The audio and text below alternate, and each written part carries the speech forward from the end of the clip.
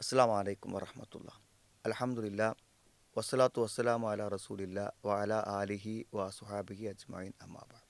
വിശുദ്ധ ഖുർആനിൽ ഫാത്തിഹ സൂറത്ത് ഓതുന്ന സമയത്ത് നമ്മൾ അവസാനമായിട്ടൊരു പ്രാർത്ഥനയാണ് നടത്തുന്നത്. അതായത് ഇഹ്ദിന സുറാത്തുൽ മുസ്തഖീം, ചൊവ്വായ മാർഗത്തിൽ നീ എന്നെ നടത്തണം, വഴി ചേർക്കണം, അതിനുള്ള ഒരു തൗഫീഖ് എനിക്ക് തരണം എന്ന് നമ്മൾ പ്രാർത്ഥിക്കുന്നത്. അതിനുശേഷം ആ വഴി ഏതാണെന്ന് വിശദീകരിക്കുന്നത് സിറാത്തുല്ലദീന അൻഅംത അലൈഹിം, നീ അനുഗ്രഹിച്ചവരുടെ മാർഗം എന്ന് പറയുന്നുണ്ട്. അപ്പോൾ ഈ അനുഗ്രഹിച്ചവർ എന്ന് അള്ളാഹു ആരെക്കുറിച്ചാണ് പറഞ്ഞത്? അള്ളാഹുവിൻ്റെ നിയമനിർദ്ദേശങ്ങൾക്കനുസരിച്ച് ദീനിയായ നിലക്ക് വിശുദ്ധ ഖുർആൻ അനുസരിച്ച് ഇസ്ലാം അനുസരിച്ച് ഏറ്റവും നന്നായി ജീവിച്ച ആളുകളെക്കുറിച്ചാണ് അനുഗ്രഹിച്ചവർ എന്ന് പറയുന്നത്. നീ അനുഗ്രഹിച്ചവരുടെ മാർഗം അതാരൊക്കെയാണ്?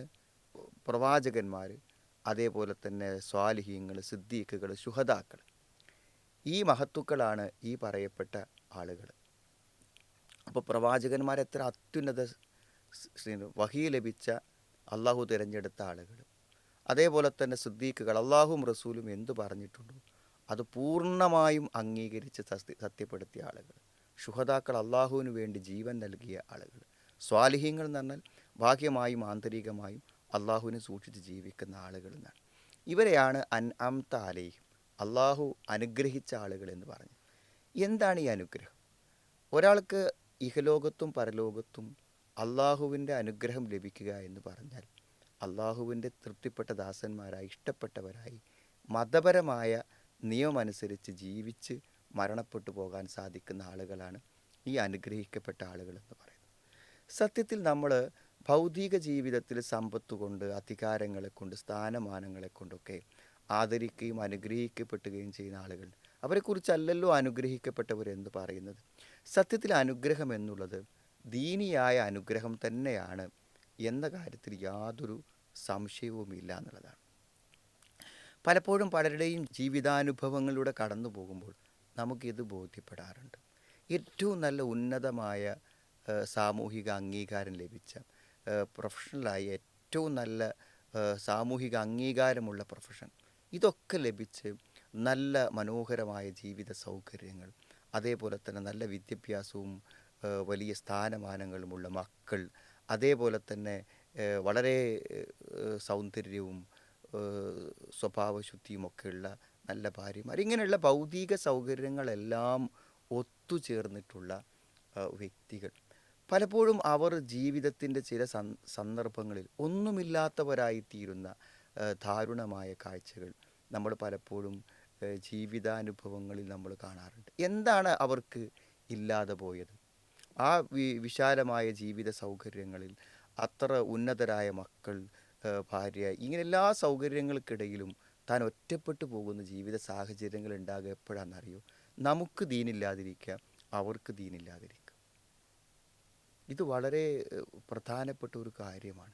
കാരണം നല്ല കണിശമായ ദീനീ ബോധമുണ്ടെങ്കിൽ മാത്രമേ ഉള്ളൂ നമ്മളൊരു പ്രായാധിക്യത്തിൽ കിടക്കുമ്പോൾ അതിൻ്റെ വാപ്പയാണ്, ഞാനത് സംരക്ഷിക്കാതെ പോയാൽ നാളെ ഞാൻ അള്ളാഹുവോട് മറുപടി പറയേണ്ടി വരും എന്നതുകൊണ്ട് ജീവിതത്തിൽ എത്ര വലിയ തിരക്കും കാര്യങ്ങളും ഉണ്ടെങ്കിലും സ്വന്തം മാതാപിതാക്കളെ അവഗണിക്കാൻ പാടില്ല എന്ന മതബോധത്തിൽ നിന്നാണ് അവർ നമ്മളെ സംരക്ഷിക്കുന്നത്.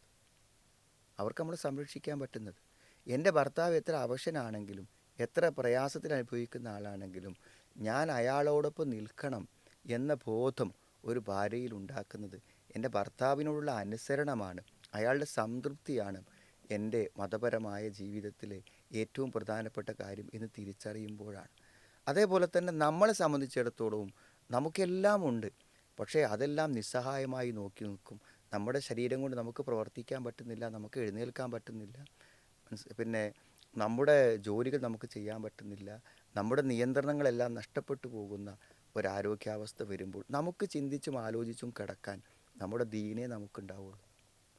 മതപരമായി നമ്മൾ മനസ്സിലാക്കിയ വിശ്വാസങ്ങളും അറിവുകളും നമുക്ക് ആത്മശക്തി പകരുന്നതായിരിക്കും.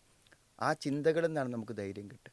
ആ രംഗത്ത് നമ്മൾ ചെയ്ത ആരാധനകളും കർമ്മങ്ങളുമാണ് നമുക്ക് ആ സമയത്ത് ആശ്വാസമായി ലഭിക്കുക. മതവിശ്വാസത്തിൻ്റെ ഭാഗമായി നമ്മൾ കൊടുത്ത സ്വതക്കളാണ് നമ്മുടെ മനസ്സിന് കുളിര് പകരാനുണ്ടാവുക. അപ്പോൾ ദീനാണ് സുഹൃത്തുക്കളെയല്ല, അനുഗ്രഹം എന്ന് പറയുന്നത് ദീനാണ്. ദീന് കിട്ടാതെ മറ്റെന്ത് നമുക്ക് കിട്ടിയാലും നാം അനുഗ്രഹിക്കപ്പെട്ടു എന്ന് നമുക്ക് വിശ്വസിക്കാനോ പറയാനോ ഒരിക്കലും പറ്റില്ല. അതുകൊണ്ട് എത്ര തിരക്കാണെങ്കിലും എത്ര ബുദ്ധിമുട്ടാണെങ്കിലും നമ്മുടെ മക്കൾക്ക് ദീന് പകർന്നു കൊടുക്കാനും നമ്മുടെ ഇണകളെ നമ്മുടെ ദീനിൽ ചേർത്ത് പഠിക്കുവാനും നമ്മുടെ മനസ്സിൽ എപ്പോഴും വിശ്വാസത്തിൻ്റെയും ദീനിൻ്റെയും അറിവുകൾ ഉണ്ടാക്കി തീർക്കാനുള്ള പരിശ്രമങ്ങൾ നമുക്ക് വേണം.